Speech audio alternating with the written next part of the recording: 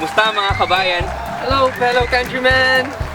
English ha? English, Brad. Siyempre, Canadian eh! Yan. Ganito, para mas maganda, lahat ng sasabihin ni Parin Joe, tirahin mo ng English. Power? Power. Okay, sige. Magandang hapon. Good afternoon! Musta na kayo How dyan? are you guys doing there? Power, sir. Sige. Okay, banata tayo sa Sige, sige. Okay, nandito tayo ngayon para pag-usapan kung ano bang gagawin nyo once na makuha nyo na ang visa nyo papunta Canada. Yan. Ngayon, i-translate mo. Walang mga ganyan ha? Pasinensyon na lang! Yan, sabi ko sa'yo, Brad. Ready na tayo? Yeah. Tayo ay mag-explore, Mag-aral? Mag-enjoy! di na tayo sa Biyaheng Canada. Yun lang yun. Once again mga kabiyahe, welcome sa aming vlog. Musta? Anyang! Katulad ng napag-usapan natin kanina, Yun. mga tips and suggestion kung paano mapapadali ang preparation ng pagmamigrate natin dito sa Canada, particularly Vancouver, BC. Or kahit saang bansa na balak ninyong mag-migrate para maging Yun. smooth ang ating travel. Travel. Yan. So, dumating na yung visa nyo pagkatapos nyo maghintay ng maraming buwan. Ngayon, para sa amin, ang isa sa pinaka-importante nyong gagawin is to determine kung kailan nyo gustong umalis papuntang Canada. Yeah. Para din ma-determine nyo kung magkano ba yung ticket na gagastusin nyo. Kasi yung ticket papuntang Canada, hindi basta-basta. Medyo mabigat sa bulsa. O syempre, lalo na Yan. kung family kayo. Yun, oo. Number of four sa family, medyo mabigat. Mabigat-bigat na yun, no? Mabigat-bigat Oh, na at yun. madedetermine natin yan kapag lumabas na yung visa. Oh, Kasi yung doon visa, sa tama. naka-state doon kung gaano katagal yung duration na pwede ka nang Preparation, no? pwede ka Oo. makapasok, makatravel Pumunta papunta ng Canada. Canada, oo. Yung iba, 2 months, 3 months, 6 Kayo, pre, months. ilan kayo? Kami, 6 months nakalagay doon eh. Before this date, you need to be in Kami, Canada. kami 5 months. So, meron kaming 5 months para mag-prepare. So, dapat after 5 months, lumipad na kami. Yun, no? Kayo parang Jess. 5 days lang yung sa akin eh, kasi may... Oo, alam nakakatawa kasi 5 days na lang, di ba? 5 days? Oo, 5 days, mag-prepare ko, napakatagal. Parang nag-meet ka pa siguro dyan, ano? Oo, naiinip pa nga ako dun eh. Pero 5 days nga, kasi gawa nga nung may mga issue na may mga expired yung mga visa. Naabutan na kayo ng expiration. Oo. Ay, ibig sabihin nun, Mga dapat after 5 days, kailangan na lang makaalis sa Philippines. oh, As soon. Kaya yun nga. napatagal siguro yung pag-process ng documents nila. Tatay. Oo, tama. Kailangan nyo lang para hindi na kayo umulit siguro, para hindi na ako kayo umulit na pahabain yung oras, pinalis na lang kayo ng immigration. Pinabilis na. Pinabilis na lang. Pinabilis na Para lang. Wala nang ibang ano. Oo. Tama rin naman. So ano naman ang mga pwedeng dalhin? What can you bring in Canada? Wow! Mabilis na naman. English? Bumabanat na. Walang kadala-dala. Oh, ito, mga medyo broad yung topic na to. Yan.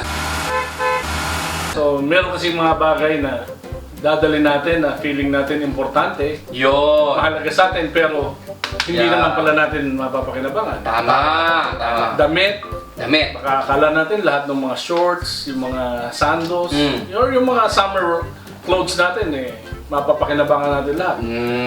Nakalagay sa luggage allowance natin, pero hindi naman natin magagamit pagdating dito. Yeah, Ilimit tama. natin yun, pag-aralan natin mabuti.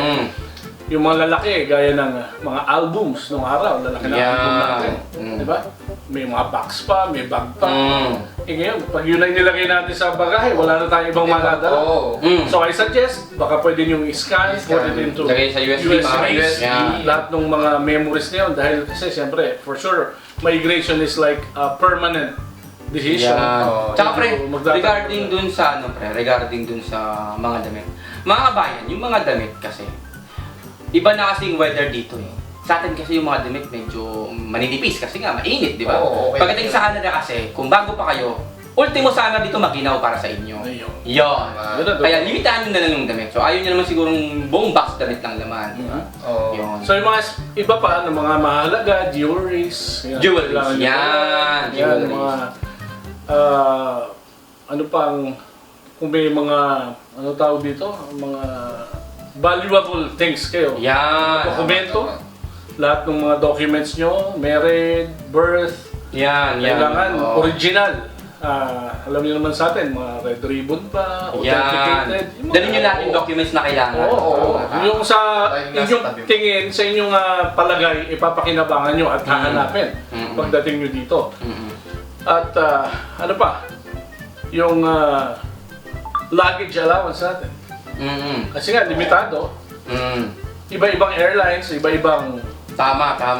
iba-ibang rules sa luggage. Yung iba, isang lang luggage. Yung mga travel light, Tama. ganyan. Tama. Diba? Mm-mm. Kaya kailangan talaga natin basahin yung guide, pre.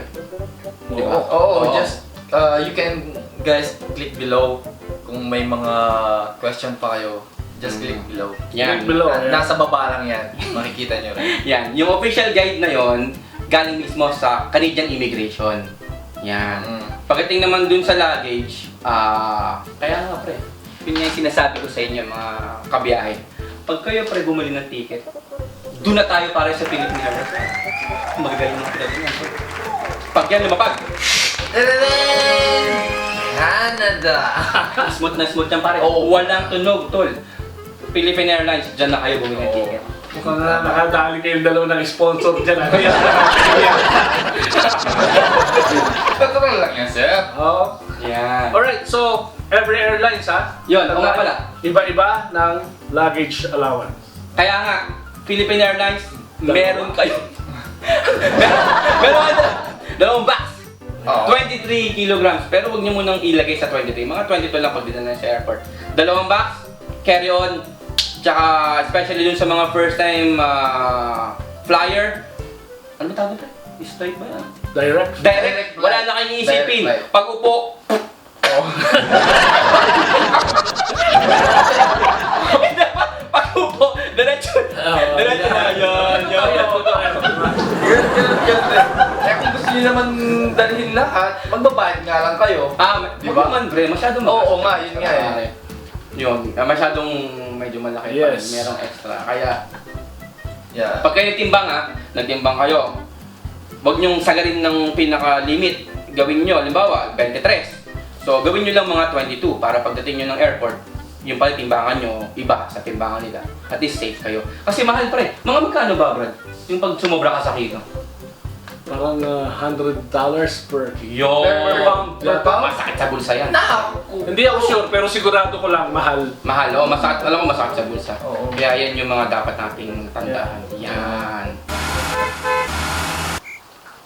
O mga kabiyahe, sana nakatulong yung aming mga tips para sa inyo.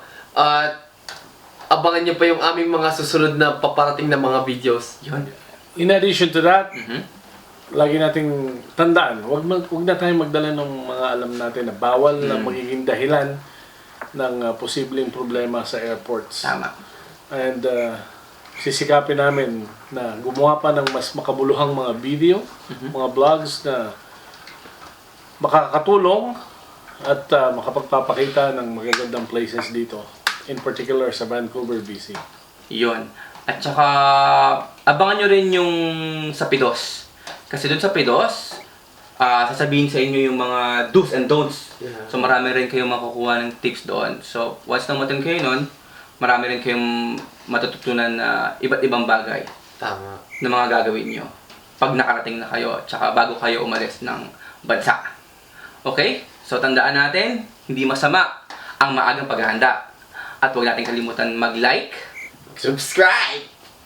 Share! at saka pakiclick na lang din yung mga bell icon natin dyan. Okay? Hanggang sa muli, paalam. Paalam. Yun.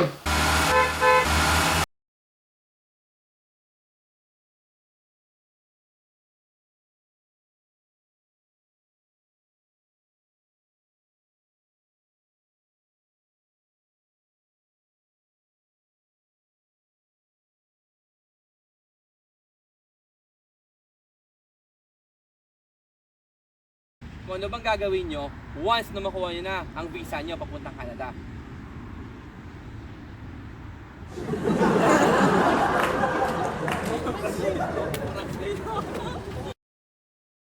na ang visa nyo papuntang Canada.